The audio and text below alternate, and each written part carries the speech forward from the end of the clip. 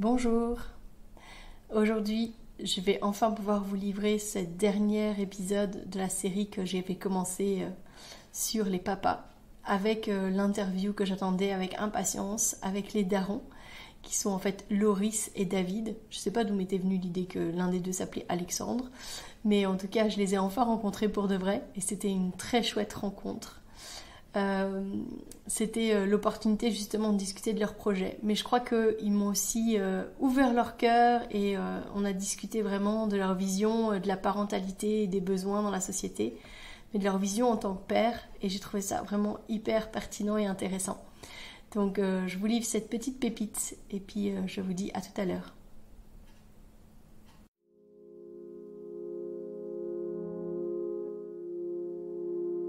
Bienvenue dans Bulle de Sage-Femme, le podcast qui déconstruit les croyances, démystifie les peurs sociétales, redonne toute sa place à la physiologie des femmes qui savent enfanter dans leur pleine puissance, mais aussi des bébés qui savent se mettre au monde.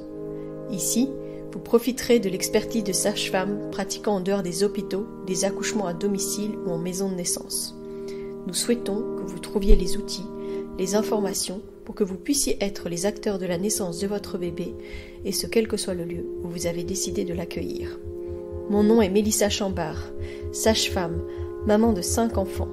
À chaque épisode, je vous partagerai mes astuces, mes bons plans, mon expertise, des anecdotes, mais aussi des témoignages de parents, de sages-femmes et des rencontres inspirantes autour de la périnatalité, dans la bienveillance, la force, la puissance.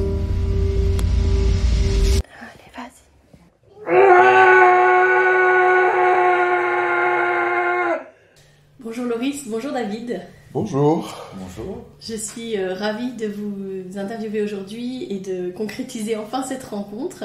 Donc pour parler de votre projet, donc les darons, je vais vous laisser un peu vous présenter, m'expliquer un petit peu qu'est-ce que vous avez emmené dans ce projet, puis après on continuera un peu de discuter de tout ça. Ça vous va? Yes. Ouais. Ok. J'ai la balle.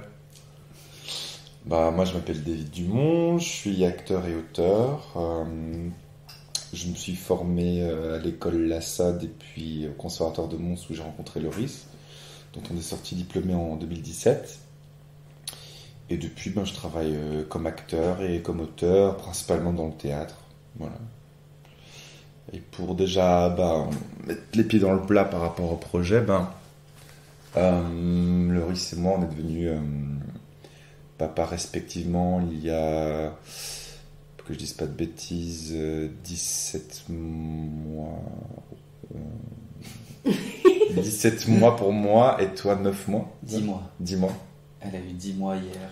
Ah alors moi 18 mois alors. Donc voilà, on a tous les deux des petites filles. Et ça nous a profondément changé. Tu m'interromps si t'es pas d'accord avec ce que je dis. Ça nous a profondément changé au point où on s'est posé beaucoup de questions existentielles, le sens de la vie, le travail. Et du coup, par rapport au travail, comme nous sommes des acteurs, des artistes, c'était une question qui était tellement prégnante que le besoin, l'urgence d'en faire un spectacle est né il y a quelques mois. Et d'où ce projet en élaboration qui parle donc de la paternité, qui a pour titre actuellement Daron, une performance. Performance avec un jeu de mots, il y a un E en plus après père. Et voilà, qui est au tout début. Et voilà. Donc c'est plutôt votre expérience qui vous a amené à ça, quoi. Votre histoire avant, et puis votre expérience pendant et après. Plutôt, ouais. Du coup, je me présente aussi. Moi, c'est Loris Legnaro. Voilà, je fais du théâtre depuis tout petit, du cirque, de la magie. Je suis cracheur de feu aussi, je fais de la régie. J'aime bien être polyvalent et je touche un peu à plusieurs métiers liés au spectacle. J'ai fait mes études du coup à Mons avec David, on était dans la même classe. Et ma compagne est sage-femme. Et j'ai commencé à m'intéresser du coup à tout ce qui touche à la grossesse quand elle est tombée enceinte. Et ouais, j'avais envie de vraiment prendre ma place de père. Et je me suis posé plein de questions sur c'est quoi justement cette place de père, comment la prendre. J'ai voulu lire des bouquins, j'ai voulu essayer de me renseigner. Et j'ai trouvé très peu de choses. Au final, je me suis senti assez seul. Même dans les préparations à l'accouchement, on parle souvent de la femme, en fait, tout tourne autour de la femme enceinte. Ce qui est logique et normal, elle porte le bébé, voilà, mais le papa dans tout ça. Et je voulais pas... les seules images qu'on a, c'est des images de films d'une femme couchée sur le dos, les pieds dans les étriers, qui ont cri de pousser, et un papa qui, dans le meilleur des cas, tient la main...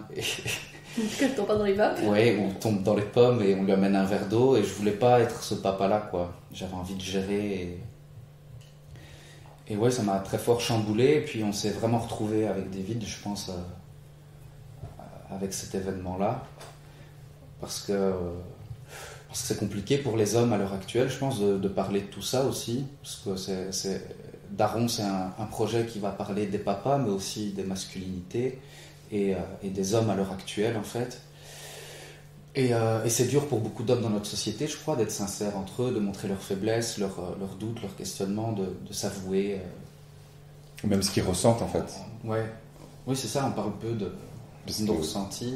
Et nous, on s'est retrouvés à deux autour de cette question, je crois, où on a pu beaucoup plus communiquer. Et de là, on s'est dit, il faut en faire un truc, quoi. Faut qu'on aide les autres papas. Et cette envie, elle est née surtout pour moi en venant justement au salon que vous aviez organisé. J'ai rencontré, comment est-ce qu'elle s'appelle, Céline Bazin, je pense, qui avait écrit un bouquin où il y avait tout un chapitre justement dédié aux coparents. Et ça m'a fait beaucoup rire parce que même là, je me sentais encore mis de côté quelque part. Je me dis, c'est très bien d'être inclusif, on parle de coparents, mais les papas, c'est quoi ? Et il y avait beaucoup de présence de maman et très peu de papa au final dans ce salon, je trouve. Et c'est Céline qui m'a dit, mais en fait, nous, on fait entre mamans, on se soutient. Et en fait, les femmes font des choses pour les femmes, libre à vous de le faire pour vous, les papas, quoi. Et ça, je me suis dit, en fait, c'est à nous à le faire, quoi. Si personne ne le fait, faisons-le. Ouais. Et on espère que ce sera repris par d'autres papas et que tout le monde embrayera sur ce projet et auront des initiatives pour aider d'autres papas. Et... Je me perds un peu, peut-être. Je parle Non, tu as raison. Mais c'est vrai que par exemple, nous ici à la Bulle, on a essayé de mettre en place des papas-papotes, mais ça n'a pas du tout pris. Et pourtant, moi, je peux te dire que les cercles de papas, enfin les espaces de parole pour les papas, je les imagine depuis avant la maison de naissance. En disant, il manque cet espace-là pour les papas, mais évidemment, il faut que ce soit un papa qui mène ça. Il ne faut pas que ce soit une sage-femme, parce qu'à ce moment-là, c'est pas la même chose. On ne libère pas la parole de la même manière si on parle, je pense, entre hommes, que s'il y a encore une femme qui est là et je trouve pas le mot que je veux, mais qui est là, voilà, pour faire une médiation au niveau de ce qui est dit. Alors oui, peut-être que ça serait intéressant d'avoir un moment de partage avec juste une sage-femme et puis les autres pour toutes les questions que vous avez vraiment pratico-pratiques, etc. Ça oui. Mais je pense qu'après, pour libérer la parole des papas, il faut que ce soit entre hommes. Mais est-ce que les papas sont vraiment preneurs ? C'est ça la grande question, parce que les mamans, elles bougent beaucoup par rapport à ça. J'entends que vous étiez fort preneurs d'expériences, d'échanges, de choses que vous n'avez pas trouvées via les médias, les livres, les podcasts, etc. Mais encore faut-il qu'ils s'apprennent. Donc je pense qu'il va falloir les motiver, les darons. En parallèle du projet, du coup on a commencé il y a quelques mois déjà en contactant la bulle, en contactant le cocon là où nos filles sont nées. Et du coup, justement pour délier cette parole, on a organisé des cercles de parole ouverts aux papas désireux de s'y présenter. Et en fait, ce qui est bien aussi, tu disais que tu cherchais un mot par rapport à une sage-femme ou une personne qui serait en charge de ce cercle de parole. Nous, on a vraiment dit avec Loris, nous, on vient en tant que papa et en tant qu'artiste. Voilà. En fait, vous offrez l'espace de parole, mais après, c'est pas ce qui se passe. On gère rien, en fait. Ouais. Enfin, c'est un espace autogéré, c'est un truc plutôt communautaire, je vais dire. C'est un but pour la société, c'est bien pour plein de choses, mais c'est juste un espace un prétexte pour se retrouver, quoi, entre papas. Et nous, on a lancé le truc, mais après chacun discute de ce qu'il veut, on rebondit. Il y a des papas qui nous apprennent encore énormément de choses, de toute façon, parce qu'on n'a pas la prétention d'apprendre quoi que ce soit, c'est juste un échange. Il y a des papas qui sont déjà leur 2e, 3e, 5e enfant. Et ouais, nous on a une fille, et puis voilà, puis, en fait on vient, on offre cet espace, et puis on discute ensemble, on voit ce qui s'y passe. Enfin, on offre l'espace, pour préciser, c'était du coup au sein de la bulle et au sein du cocon, on nous a prêté, par exemple au cocon, où ici c'était une sorte de salle d'accueil, et voilà, en fait, venait qui voulait. Et c'est vrai que Loris et moi, de par nos études, on a quand même une intelligence sociale qui s'est développée, parce que voilà, l'intitulé exact de nos études, c'est art dramatique et art de la parole. Donc on va dire que les mots, c'est quand même aussi notre métier. Donc l'impact qu'ont les mots, l'impact de les recevoir et de les échanger. Et très vite, en fait, les papas qu'on a eus se sont très vite mis à l'aise. Même au bout de 10 minutes, il y en a qui étaient au début même assez fermés. Oui, je sais pas si je vais rester, parce que ma femme est en formation sur le périnée. Oui, j'ai entendu parler de votre truc. Et au final, 10 minutes plus tard, elle dit, putain, je vous parle comme si on se connaissait depuis 10 ans. Et je pense que c'est aussi ce fait d'égalité, en fait. Comme disait Loris, on vient avec juste notre histoire. Et en fait, ce cercle, il nous apporte à nous, enfin pour le projet aussi, parce qu'on commence aussi à avoir à délimiter des lignes de fond, des fils rouges, des fils dramaturgiques pour le spectacle. Parce que ce qu'on voulait aussi par rapport à ces cercles de parole, c'était pouvoir échanger, libérer la parole, et aussi nous voir quelles sont les thématiques communes. Parce que Loris et moi, on a nos propres histoires, on est amis, donc on peut très vite avoir des œillères. Et ce qu'on voudrait, c'est surtout pas tomber dans le piège en fait, on passe à côté de plein de choses, d'où justement ces cercles de parole. Et en parallèle de ça aussi, on a commencé à réaliser des interviews de papa. Alors là, on est en one-to-one, enfin Loris et moi face à un papa, où on filme et on enregistre, et c'est un matériau qui sera sûrement réutilisé dans le spectacle, ces témoignages. On avait une liste de questions, de 20 questions, et c'était hyper intense en fait, de recevoir ces histoires, de poser ces questions, et on a eu un engouement. On a fait ça un peu en dernière minute sur les réseaux et tout, et très vite en fait on a eu des papas qui ont répondu présent en fait. Ils nous contactaient eux-mêmes sur notre adresse mail en disant qu'ils voulaient témoigner, partager leur histoire. Même des gens de France qui disaient on peut pas venir à Bruxelles, mais est-ce qu'il y a moyen de se faire un zoom et tout ça. Et tout type de papa, on a aussi des papas homo qui ont adopté ou qui ont fait appel à une mère porteuse, qui nous racontent leur histoire de comment on gère avec 2 papas. Parce qu'on se dit que les papas sont pas prêts, mais s'il y a que 2 papas, qu'il n'y a pas de maman, comment on fait alors? Et c'est hyper intéressant aussi. Il y avait des histoires hyper touchantes, et on sent qu'il y a une vraie volonté des papas d'ouvrir la parole pour moins se sentir seul aussi. Et c'est pas pour autant qu'on a des réponses, mais assumer qu'on peut pas tout connaître aussi. Parfois c'est juste parler de nos peurs, de nos doutes. Et on se rend compte qu'il y a des histoires communes malgré tout, qu'il y a des fils conducteurs, comme tu disais. Pour le spectacle, c'est Daron avec S, c'était ça l'idée aussi, c'est de parler des darons, de plusieurs darons, et pas juste égoïstement de nos petites histoires. Ça n'a pas trop d'intérêt de parler que de ça. L'idée, c'est d'ouvrir et de se dire, tiens, c'est quoi la place des papas à l'heure actuelle, où les gens se posent des questions, et on est passé par plusieurs générations de pères absents aussi.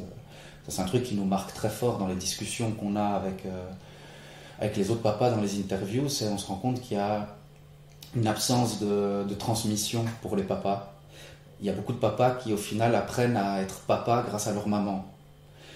Et il y a beaucoup moins ça chez les femmes, où j'ai l'impression que les mamans, les grand-mères sont très présentes, beaucoup plus en tout cas, se soutiennent, sont là au moment du change du bébé ou ce genre de choses. Au ça, je disais, les mères se soutiennent entre elles. J'ai l'impression que les femmes sont beaucoup plus solidaires depuis même... Je sais pas dire depuis quand, mais je prends l'exemple par exemple de ma grand-mère, moi personnellement, qui est immigrée d'Italie et qui a créé par exemple des espaces dédiés aux femmes, des espaces pour des cours de couture, qui étaient tout sauf des cours de couture en fait. C'était un prétexte pour se retrouver et parler de femmes, se retrouver entre femmes et parler de leur mari qui les battait ou ce genre de choses en fait. Et c'était des cercles en fait entre femmes pour se soutenir. Et loin du regard des hommes, où elles pouvaient être entre elles, échanger, et j'ai l'impression que ça existe depuis longtemps. Les femmes échangent entre elles, voilà. La société fait ça aussi en fait, de par le fait que l'homme a longtemps dû en fait assumer le ménage financièrement, a dû travailler. Les femmes étaient au foyer, se retrouvaient entre elles, s'entraidaient, et là heureusement ça évolue. ça change, des femmes peuvent entreprendre des choses, travailler, etc., faire ce qu'elles veulent. Mais elles continuent à garder ce soutien où elles ont été longtemps entre elles et livrées elles-mêmes, je crois. Et les papas ont été longtemps isolés, tout seuls, en fait, avec leur petit boulot et tout. Et il est temps qu'on retrouve ces espaces pour nous aussi, en fait. Se retrouver entre hommes, se soutenir. Même qu'on trouve. Parce que tu dis oui. on retrouve, mais... Qu'on invente. Qu'on invente, ouais. Et puis aussi... Parce que finalement, quand on se retrouve entre hommes, on parle beaucoup du travail, mais on parle rarement de la famille. Je pense, c'est un peu cliché, mais je pense que... autant être dans le cliché, mais je pense que les hommes entre eux peut-être échangent des choses moins profondes que les femmes entre elles. Alors je dis pas que les femmes entre elles Ils font que parler de voilà, elles s'amusent comme les mecs aussi, mais je veux dire c'est très masculin de pas parler de ce qu'on ressent ou de dire ce qu'on vit. J'ai l'impression, tandis que quelque chose qui va plus arriver entre femmes, les femmes vont peut-être se retrouver pour boire un verre, et si l'une d'entre elles ne va pas bien, par exemple, ou a envie de partager quelque chose, elles vont le faire.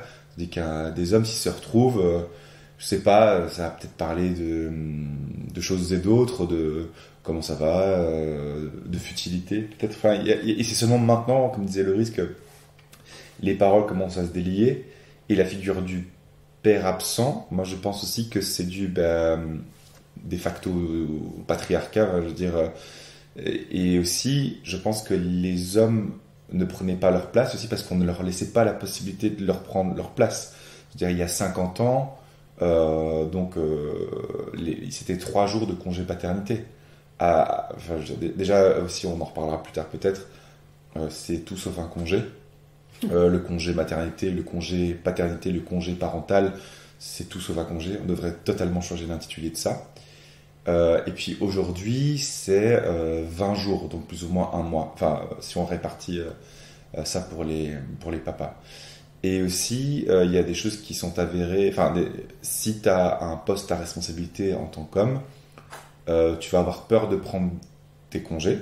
Parce que potentiellement, en fait, même si c'est illégal, tu peux perdre ta place, on peut te virer. Alors on trouvera un autre prétexte, évidemment, que le fait que tu aies pris ton congé paternité, mais dans les papas interviewés, typiquement, il y a un papa qui a pris ce congé paternité et qui s'est fait virer pour l'avoir pris.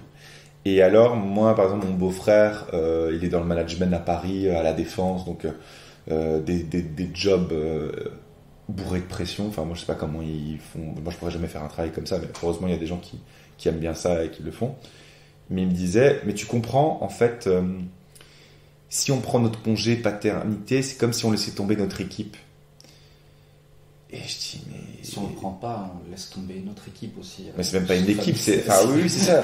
Enfin, je veux dire... C'est ta famille, ton noyau que tu es en train de laisser tomber. Le problème, c'est pas que tu laisses tomber ton équipe. Le problème, c'est que le travail n'arrive pas à pallier à ton absence parce que tu fais quelque chose de normal.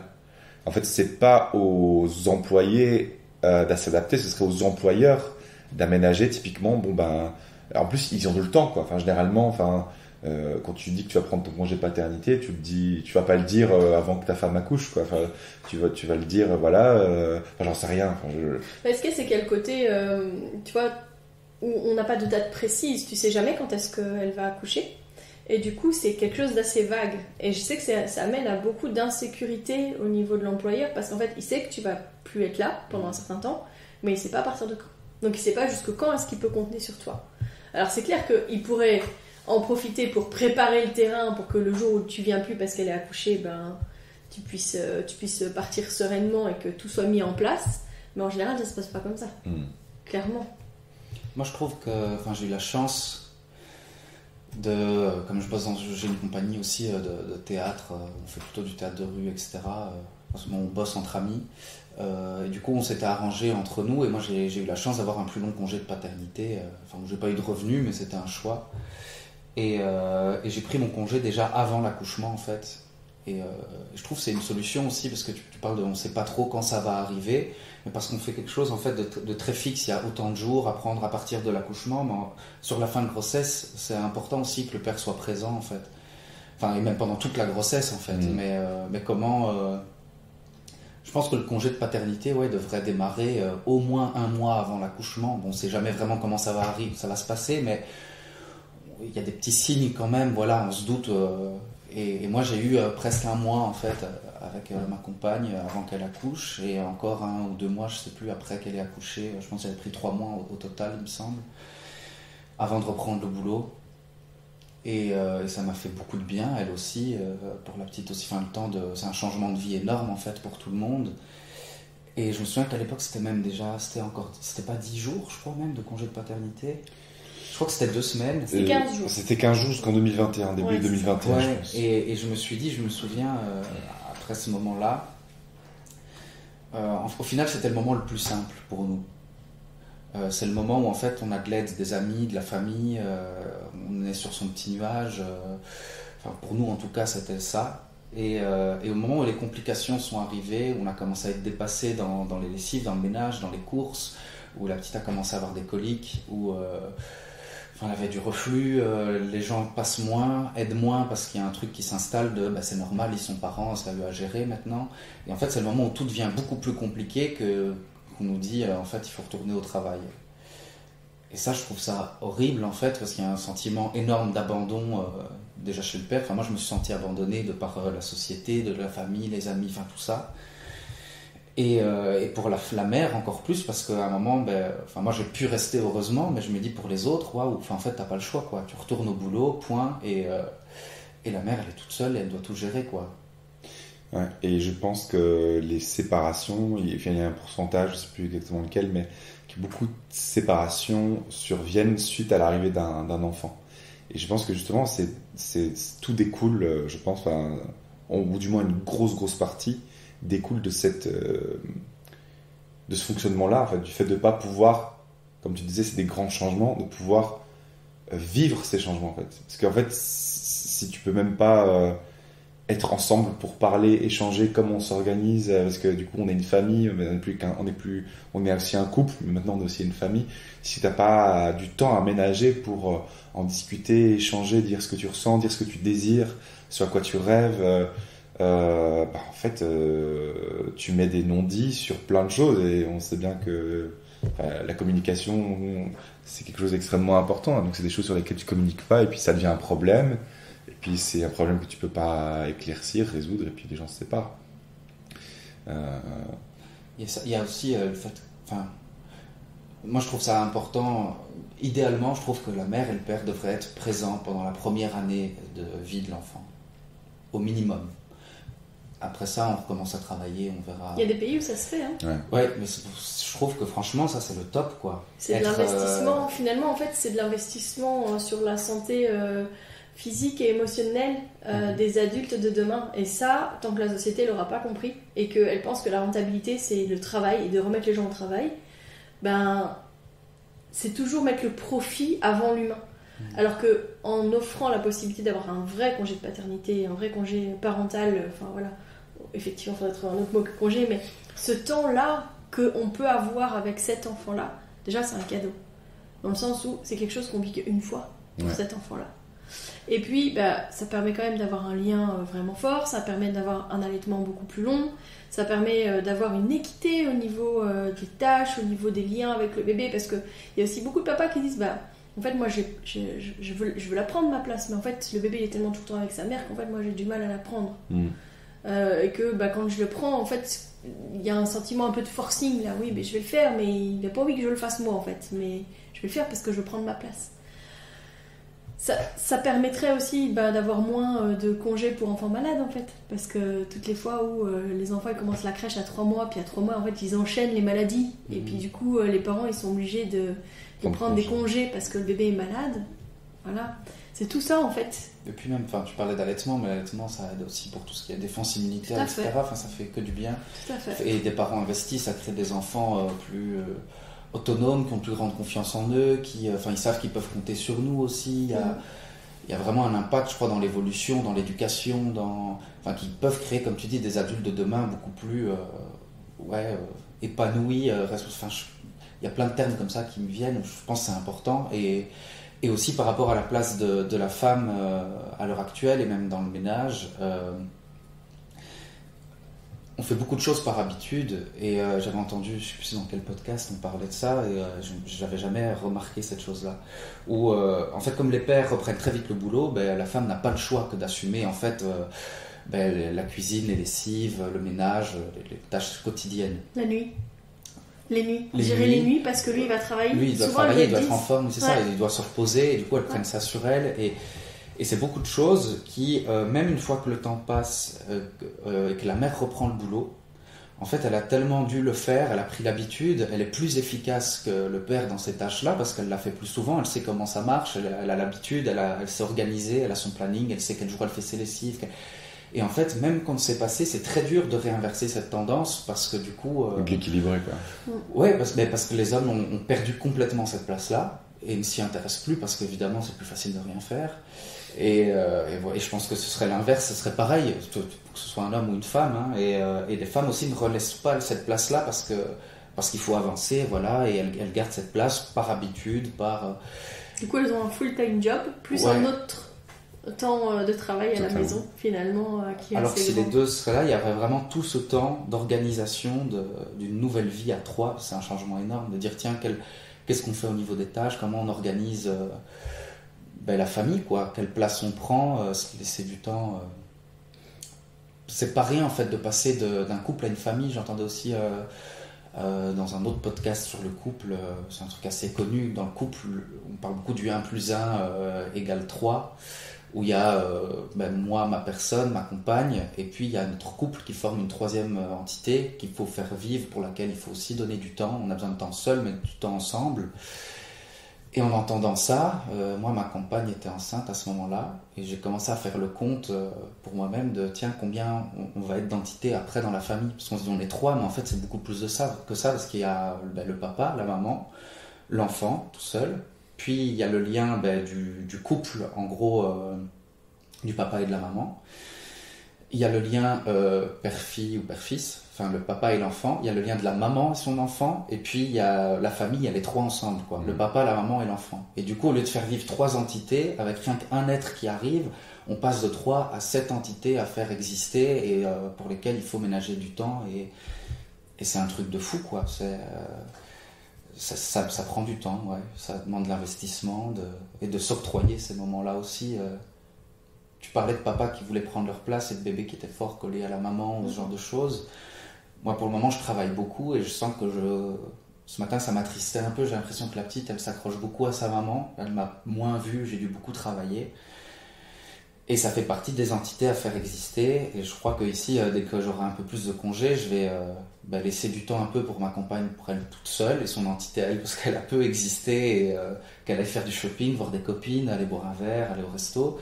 Et parce que moi, j'ai besoin de refaire vivre cette entité de moi et ma fille. Et il faut se le prendre ces temps-là, parce que sinon on s'oublie, quoi. Ma compagne, elle s'oublie, elle, et moi et ma fille, là, on est en train de s'oublier aussi, quoi. Et ça demande toute une gestion... C'est drôle parce que tout à l'heure tu disais que je remonte un peu en arrière, mais ça m'est resté quand même, parce que je pense que c'est quand même lié à ce que tu viens de dire, que souvent l'employeur ou la société oppose bien-être et profit. Et la Ligue des familles a publié, ou avait, lors d'une interview, avait parlé d'un fait assez éloquent, c'est justement le fait de permettre aux parents de prendre le temps, aux pères. Mais du coup aussi, le bien-être au travail serait décuplé. Il y aurait moins de discrimination pour les femmes sur le marché de l'emploi. Il n'y aurait pas tous les frais de relations humaines si maintenant on démissionne ou on veut une indemnité de départ, engager quelqu'un pour retrouver quelqu'un. Et en fait, juste, on trouve des gens qui sont mieux dans leur basket et plus forts en fait. Plus forts parce qu'ils sont... Enfin, plus forts... pour faire leur travail parce qu'ils sont bien, parce que si on n'est pas bien, comme tu disais, enfin, tu parlais de ta compagne ou quoi, si on n'est pas bien, on sait rien faire, quoi. Et encore moins être performant au travail. Et du coup, faut surtout pas opposer ça. Et en fait, le bien-être, ça fait gagner de l'argent. Ouais. En fait, faudrait essayer de sortir des études comme ça, parce que malheureusement, la société elle tourne beaucoup autour de ça, mais en fait, oui. Le bien-être donne du profit aussi, pas seulement de profit bien-être ou du profit monétaire, quoi. Même si c'est secondaire, on s'entend, mais c'est comme, je sais pas,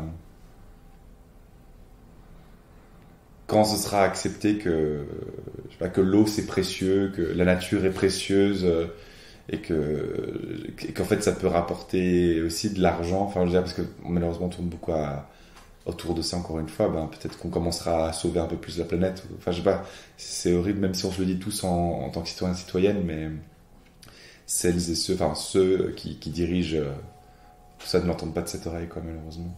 Non, mais quand on voit par exemple que allez, dans les pays où les congés parentaux sont beaucoup plus longs et beaucoup mieux rémunérés aussi, parce que ça c'est une grosse problématique, c'est que même par exemple si au-delà du congé de maternité ou de paternité qui est prévu, les parents choisissent de prendre leur congé parental, c'est ridicule ce qu'on donne aux parents pour le temps qu'ils vont passer justement à s'occuper, à apprivoiser leur rôle de parent, à manager un peu mieux l'arrivée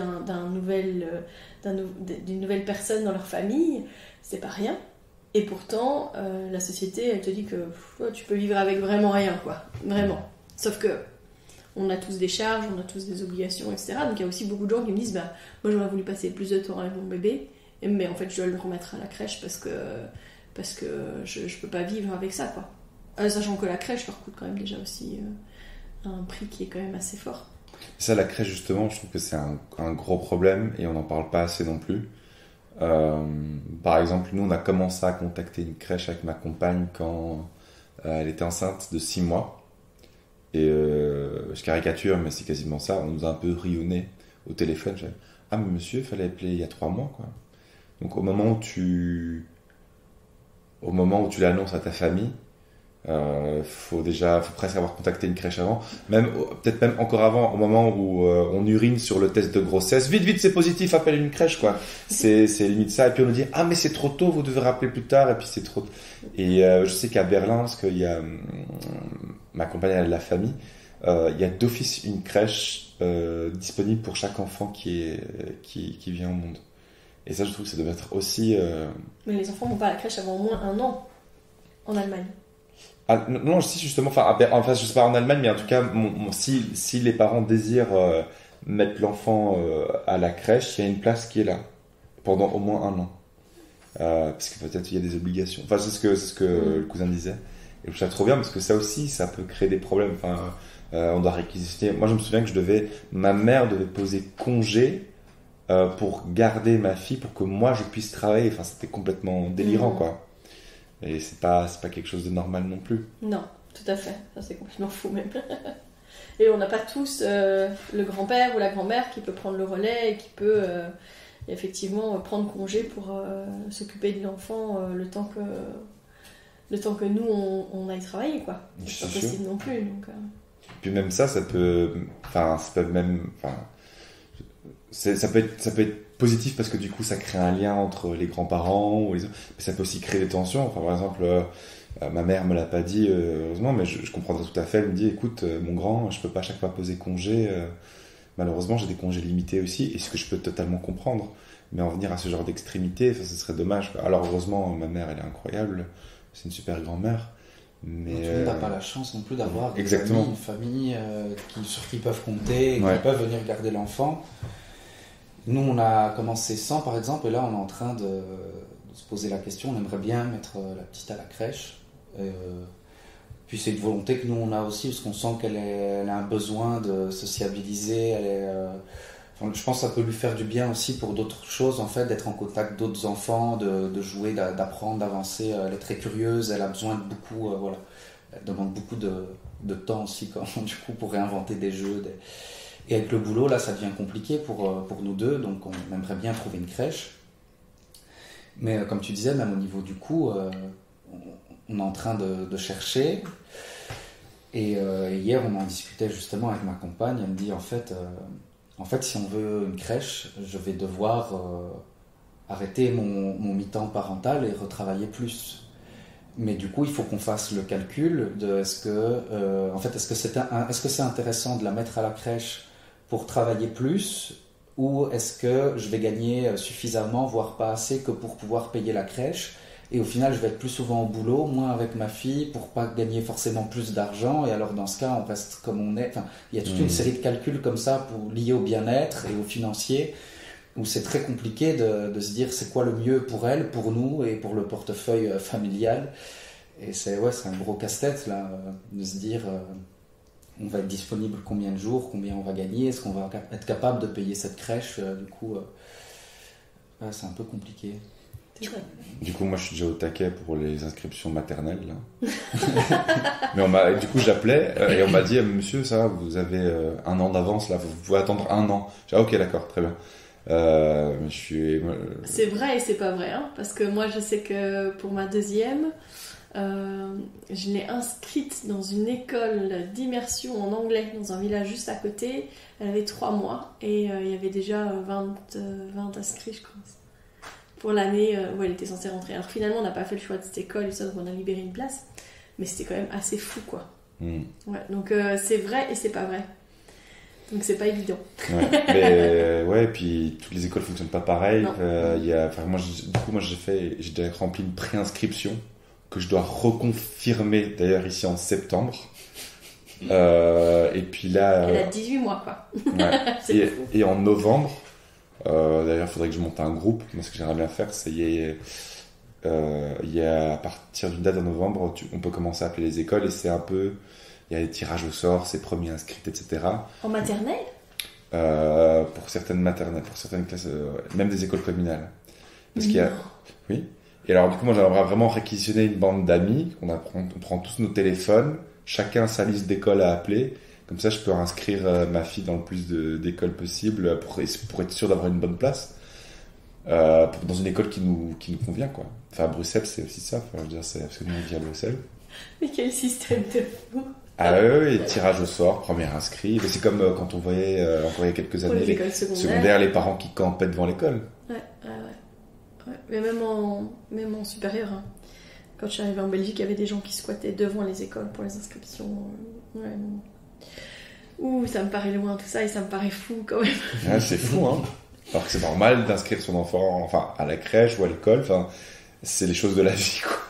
Ça devrait pas être si compliqué. Non. Et puis ça complexifie tout, justement, hein, de se dire je dois pas oublier, je dois faire ça. Bon, c'est bien, tu me dis que t'as déjà un plan, et donc voilà. Mais... Encore faut qu'on le mette à exécution et qu'on se loupe pas. C'était pas hier l'ouverture des inscriptions. Et puis qu'on se retrouve 70e sur liste d'attente, parce que pour la crèche, typiquement, c'est ce qu'on nous a dit. Et alors, on m'a dit oui, il faut pas hésiter à appeler pour savoir où vous en êtes sur la liste d'attente.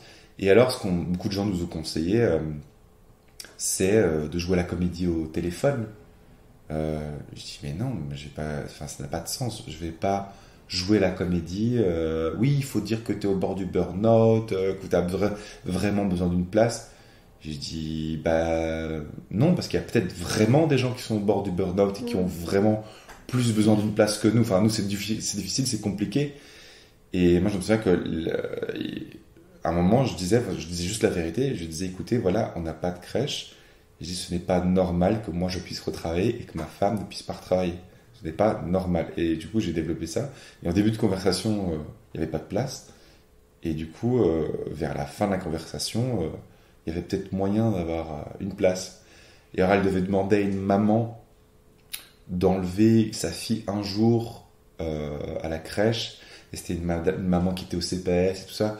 Je dis mais non, je vais pas faire ça. Ne demandez pas à cette maman de retirer sa fille un jour. Enfin, je veux dire, ça n'a pas de sens. Et nous, on a une place qui est vraiment tombée du ciel, une crèche communale hyper bien qui nous a. Parce qu'avant, on était chez une accueillante privée où on raquait mais sévèrement pour 3 jours semaine, quoi. Je crois que c'était entre 600 € pour 3 jours. Ouf.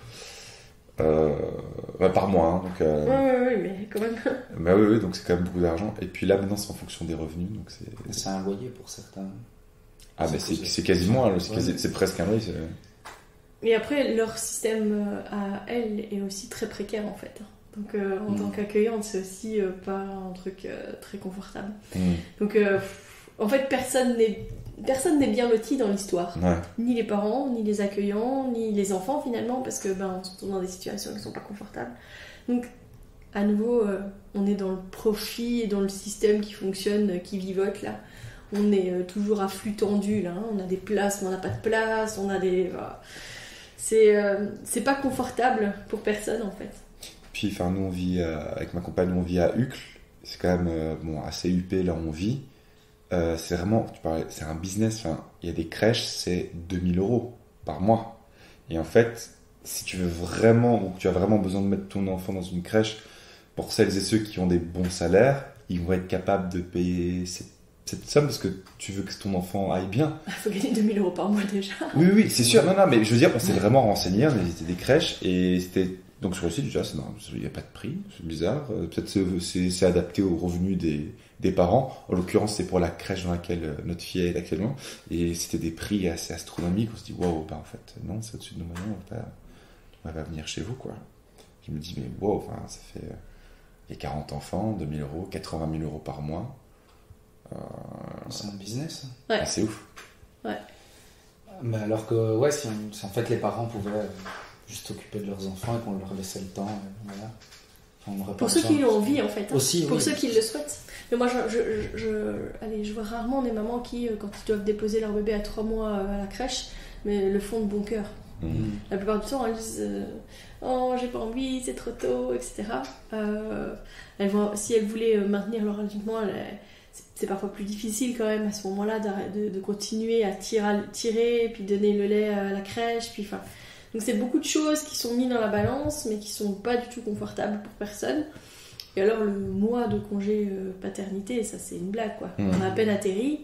Que effectivement c'est le début des coliques, des machins, et puis on retourne au travail.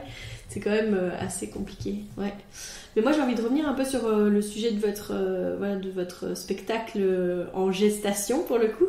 Totalement. Ouais. Du coup, quels sont vos besoins ? Parce que donc ce que j'entends, c'est que vous avez de plus en plus de papas qui souhaitent témoigner. Donc ça, vous avancez pas mal de ce côté-là. Mais quels sont vos autres besoins en fait ?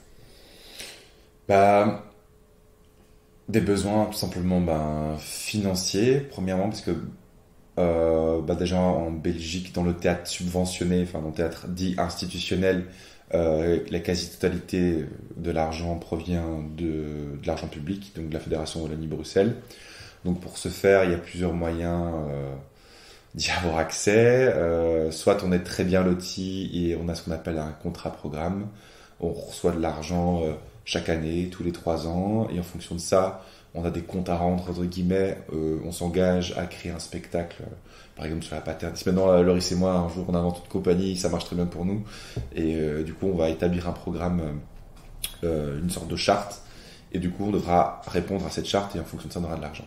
Nous, en l'occurrence, on est quand même relativement jeunes, on est sorti en 2017, et on était surtout, assez indépendant. On vogue de projet en projet, donc on a Loris, il a sa compagnie, moi j'en ai pas, mais voilà. Donc là, ce qu'il faudrait, c'est répondre à des appels à projets. Donc il y a pas mal d'appels à projets, des bourses, des résidences.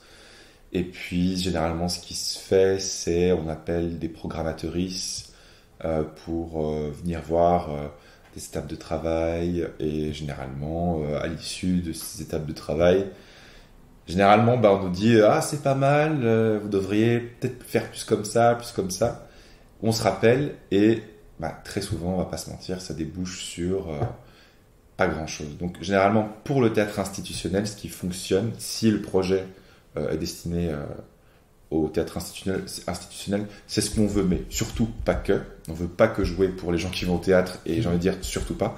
Ce qu'il faudrait, c'est qu'un théâtre ou un centre culturel s'engage à mettre de l'argent dans la création. Parce qu'à partir du moment où un lieu s'engage à mettre de l'argent, le lieu va vouloir que le spectacle ait une vie. Et du coup, généralement, les lieux ont un cercle de réseautage et généralement vont distribuer, faire tourner le spectacle dans ces 10 lieux. Alors après aussi, il y a moyen d'avoir le tax shelter.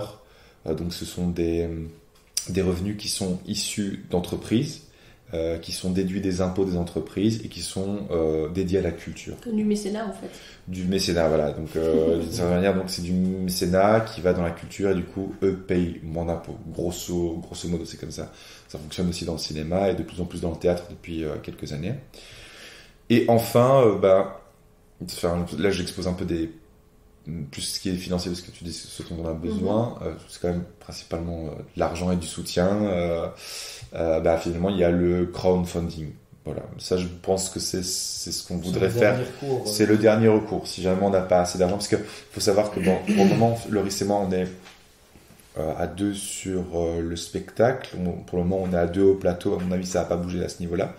Mais un spectacle de théâtre, c'est plusieurs corps de métier. C'est un créateur ou une créatrice lumière, un ou une scénographe, des regards extérieurs. Il y a le son aussi.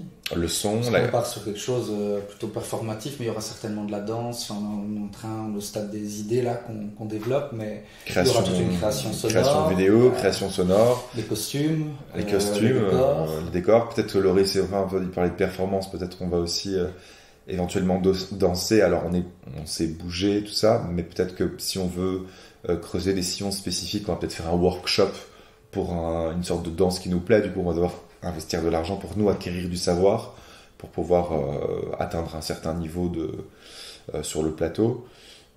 Si on veut faire de la dramaturgie, donc la dramaturgie, c'est tout ce qui est au plateau. En fait, c'est l'histoire, les objets, les couleurs. Ça reprend tous les signes qui sont montrés au plateau, et c'est un métier. Tout leur symbolique, l'impact au niveau de la fable. L'histoire d'avoir telle couleur, tel type de costume lié à telle musique. Donc là, on est déjà presque à 10 salaires à rémunérer. Donc voilà. Alors évidemment, les salaires des comédiens, c'est, on va dire, ce qui coûte le plus cher, parce que généralement, quand c'est bien fait, les comédiens, ils sont là tout le long du processus. Les répétitions, la création, et puis les autres corps de métier viennent se greffer au fur et à mesure. Mettons au départ, le dramaturge qui vient, si maintenant on part d'un texte, à table il y aura le metteur en scène, la metteuse en scène, ou si c'est un collectif, le collectif sera en scène, et peut-être qu'ils feront appel à un ou une dramaturge extérieure pour donner son avis. Puis après, si on passe de la table au plateau, il y a les corps qui vont se mettre en mouvement. Alors peut-être qu'on va commencer à appeler le ou la scénographe ou le ou la créatrice lumière pour dire ok, moi j'imagine ça, et mettre ça pas tel édifice. Donc c'est à ce moment-là que les corps de métier vont se greffer. Et enfin, des corps de métier aussi un peu invisibilisés, c'est tous ceux qui s'occupent de la charte graphique, la rédaction des budgets, combien ça va coûter, parce que ça c'est des métiers, ça aussi. Les dossiers, la diffusion, la production, la diffusion, donc la production. Voilà, exactement. Donc la production, c'est tout ce qui est en amont du projet, et puis la diffusion, généralement les processus de travail, c'est production, création, diffusion. Et voilà, et ça aussi, ce sont faire en sorte que le spectacle vive, parce qu'après, une fois qu'on cet objet théâtral est créé, comment pouvoir le partager au mieux. Donc, pour répondre à ta question, voilà, on a surtout besoin d'argent pour créer, en fait, pour, voilà. D'argent et après, on a pas mal de contacts, mais je lance comme ça, entre guillemets, un appel. Oui, lance un appel. L'idée, c'est qu'on se retrouve aussi entre papas, du coup, pour parler un peu du projet aussi. Et tous les papas qu'on a rencontrés en cercle de parole ou en interview, en fait, on garde leur mail, on leur donne notre adresse mail aussi, pour rester en contact et les inviter pour toutes les étapes de travail qu'il y aura par la suite. L'idée, c'est d'avoir vraiment un suivi avec tous les papas qu'on rencontre, qu'on puisse continuer à faire...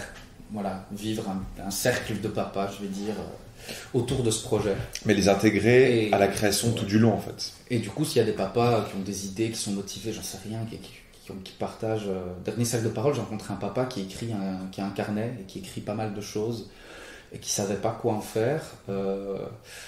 Et je lui dis, c'est trop bien et tout. Après, je ne veux pas forcer la main non plus, mais il disait, si à un moment ça peut se mettre ou quoi, je vous enverrai bien des trucs que j'écris. Si vous faites un spectacle, en fait, moi, c'est pas mon métier, j'écris ce que j'ai sur le cœur, mais si ça peut vous aider, je vous donne mes écrits, quoi. Il y a ça, il y a le côté confession, du coup, dans les interviews, etc. Et après, il y a, s'il y a des papas scénographes, créateurs lumière, quoi, ça tombe, il y a deux papas qui écouteront ce podcast, qui sont chorégraphes, qui sont...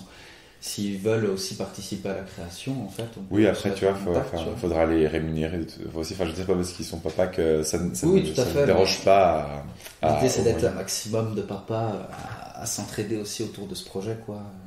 puis tu parlais de soutien, déjà le fait que la bulle et le cocon soient déjà associés au projet. Et aussi, il y a Seisma SBL qui est avec nous depuis le début, qui nous aide pour ce qui est dossier, soutien, et aussi ce qui est bien, c'est que le cocon c'est à Bruxelles, la bulle c'est dans le Hainaut, et Seisma SBL c'est dans le Luxembourg. Donc ce qui est bien, c'est grâce à ces soutiens-là, on aimerait bien toucher un maximum de public en région Wallonie-Bruxelles. Et ce dont on a besoin, c'est aussi du soutien, comme ce podcast qu'on est en train d'enregistrer. Tu as eu la gentillesse de nous inviter, les réseaux sociaux, faire de la com, partager nos initiatives, quelles qu'elles soient, que ce soit les cercles de parole, les étapes de travail où le public est invité. En fait, que le projet vive et on vit dans le monde des réseaux de plus en plus et de l'image, et on va pas se mentir, même à notre microcosme de la culture, le fait de voir qu'un projet vive, c'est aussi lui donner du cachet, quoi. Dire ok, ils ont fait ça, il y a des lieux qui sont associés, comme je te le disais, je sais pas si t'as enregistré déjà le podcast, mais la bulle et le cocon, vous êtes des lieux pros, vous connaissez mieux que personne le sujet de la grossesse, de l'accouchement, et aussi de la parentalité de facto. Et donc ça donne un grand soutien, ça. Le fait qu'on s'entoure des personnes pros, quoi. Des gens qui s'y connaissent en la matière. Et si ça ne t'avait pas paru pertinent, j'imagine que tu ne nous aurais pas soutenu. Non, je ne vous aurais pas proposé un podcast. Voilà. Surtout qu'à partir de ça, j'ai fait plusieurs podcasts sur le sujet des papas. Vous êtes finalement la cerise sur le gâteau, parce que vous êtes le dernier podcast sur le sujet des papas. Parce que j'ai parlé de la place des papas, puis j'ai interviewé un papa de la bulle, puis j'ai interviewé aussi papa hippocampe, et puis du coup aujourd'hui les darons. Donc je suis contente de vous avoir, et puis je pense que c'est important en fait de désinvisibiliser les papas, et que c'est justement avec des projets comme le vôtre que ça peut être des leviers en fait pour libérer la parole. Je pense que les espaces que vous avez offerts de parole, de partage ont du sens, et j'espère que ça continuera après tout ça, même si c'est pas forcément via les darons, mais que les papas prendront conscience aussi que c'est un plus de libérer sa parole, puis ça permet aussi de se nourrir les uns des autres, parce que c'est ça qui se passe pendant les cercles. C'est que, ok, des fois on dépose un petit peu le papier qu'on avait à déposer, là, parce que c'était lourd sur le poids sur le cœur, là, mais d'entendre parfois qu'il y a des gens qui vivent aussi des choses du même ordre, ou alors même pouvoir des fois donner du soutien d'une manière ou d'une autre, ou en tout cas dire oui, nous on a fait ça nous a bien aidé, peut-être que tu pourrais essayer ça, etc. Sentir utile finalement aussi pour la communauté, c'est ça qui a du sens.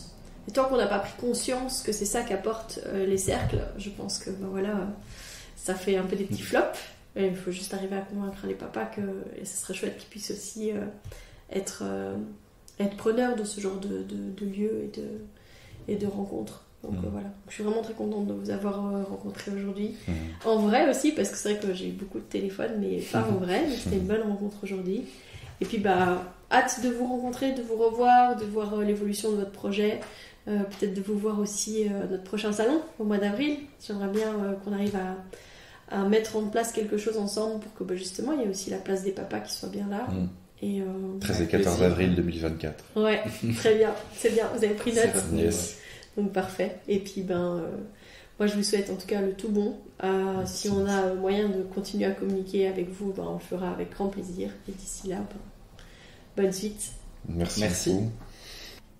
Voilà, je crois que ce qu'il y a à retenir de cet entretien, c'est quand même justement que toutes les places sont à prendre. Je crois que Loris et David ont vraiment envie d'être les porte-parole justement au niveau des papas et de leur place, et d'arrêter d'invisibiliser la place des pères, et ou de rendre ça comme une place secondaire. C'est comme quand on dit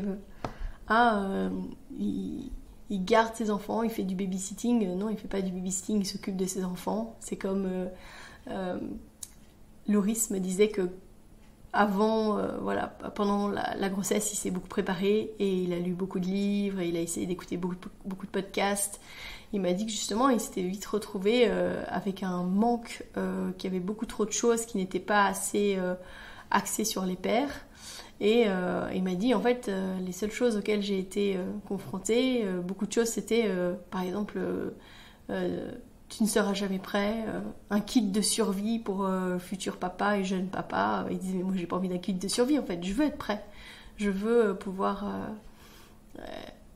me sentir prêt, enfin voilà. Et puis, en off, on a parlé justement de l'accouchement de sa compagne et de comment est-ce qu'il l'a accompagnée. Et je peux dire que je crois que Loris, il était vraiment prêt. Il avait tout emmené dans sa valise, la playlist, l'enceinte Bluetooth, les lampes de sel, les photos, etc. Il savait exactement ce qu'il fallait, ce qu'il voulait. Il savait exactement ce qu'elle voulait pas. Et il a été vraiment le gardien de ses besoins à elle. Voilà. Je crois que ça aurait été hyper intéressant en fait qu'il nous partage cette expérience-là, mais malheureusement il l'a fait en off, donc en dehors du micro. Mais je pense que c'est tout ça qu'il y aura dans ce spectacle d'Aaron. Et je pense que justement c'est hyper important que les papas parlent de toutes ces expériences-là et de tout ce qu'ils ont vécu, que ce soit en positif comme en négatif. Donc vraiment, si vous avez envie de participer à ce projet et que vous avez envie de faire porter votre voix par David et par Loris, je vous invite vraiment à prendre contact avec eux. Vous allez trouver le mail en description de cet épisode, donc n'hésitez pas à aller prendre contact avec eux et à profiter justement de cette opportunité d'avoir ces porte-paroles qui porteront la voix des papas, quelle que soit votre situation, quelle que soit l'histoire que vous avez vécue, que vous soyez un papa jeune, un papa moins jeune, avec 1, avec 2, avec 3, avec 10 enfants, j'en sais rien, que vous soyez un couple de papas, que vous soyez un papa solo, que voilà, n'hésitez pas parce que je pense que tout est bon et tout est à partager. Donc vraiment, soutenez ce projet, suivez-les parce que je pense que ça va être une pépite et qu'on a besoin justement de parler de tout ça. Donc voilà, je vous dis en tout cas à la semaine prochaine. Si vous souhaitez échanger à propos des différents sujets abordés dans ce podcast, vous pouvez interagir sur les posts dédiés à chaque épisode sur nos réseaux sociaux Facebook et Instagram. Vous pouvez également me joindre par email à melissa.chambard@gmail.com. Je serai également ravie de collaborer avec vous, que ce soit pour un témoignage, une rencontre ou pour savoir quel sujet vous intéresserait à l'avenir. Je vous invite à vous abonner pour ne rien louper des prochains épisodes, mettre des étoiles, des commentaires et surtout à partager pour faire rayonner, voyager ce podcast, pour démystifier l'accouchement en dehors de l'hôpital, parler de ses suivis, de ses naissances et continuer à accueillir en douceur les adultes de demain.